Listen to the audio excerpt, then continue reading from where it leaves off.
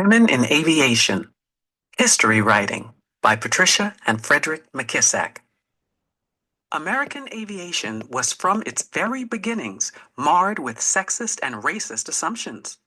It was taken for granted that women were generally inferior to men and that white men were superior to all others.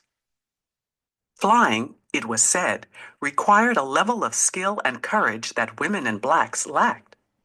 Yet despite these prevailing prejudices, the dream and the desire to fly stayed alive among women and African Americans.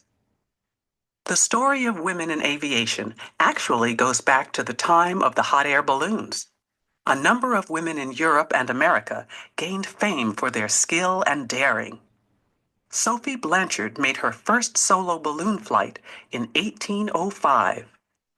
She grew in fame and was eventually named official aeronaut of the empire by Napoleon. By 1834, at least 20 women in Europe were piloting their own balloons.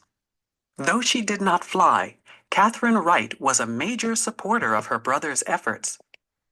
Orville so appreciated his sister's help that he said, "When the world speaks of the Wrights, it must include my sister. She inspired much of our effort." Although Raymond de la Roche of France was the first woman in the world to earn her pilot's license, Harriet Quimby held the distinction of being the first American woman to become a licensed pilot. On August 1st, 1911, Quimby, who was described as a real beauty with haunting blue-green eyes, strolled off the field after passing her pilot's test easily. To the male reporters who inundated her with questions, Quimby fired back answers with self-confidence.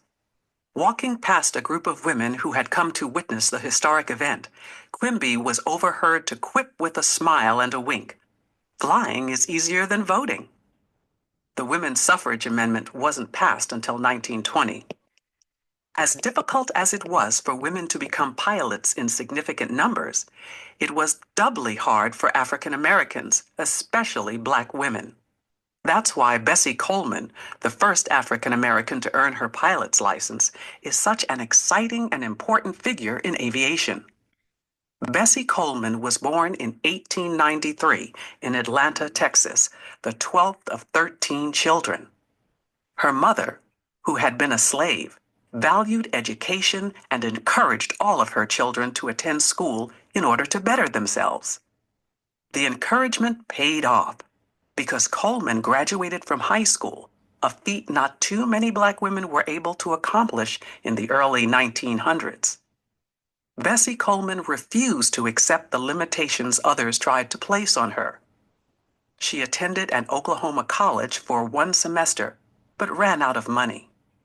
Accepting the offer of one of her brothers to come live with him and his family in Chicago, Coleman found a job as a manicurist. She fully intended to return to school after saving enough money, but she never did. While in Chicago, she learned about flying and made a new set of goals for herself. She wanted to be a pilot. Coleman learned about flying from reading newspaper accounts of air battles during World War I. She tried to find a school that would accept her as a trainee, but no American instructor or flying school was willing to teach her. When the war ended, a friend, Robert S. Abbott, the founder of the Chicago Defender, one of the most popular black-owned and operated newspapers in the country, suggested that Coleman go to France, where racial prejudice was not as restrictive as it was in America. Even though the United States was the birthplace of flight, it was slower than other countries to develop an organized aviation program. European leaders immediately saw the commercial and military advantages of a strong national aviation program.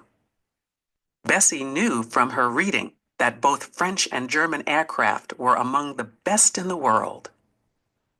Coleman had also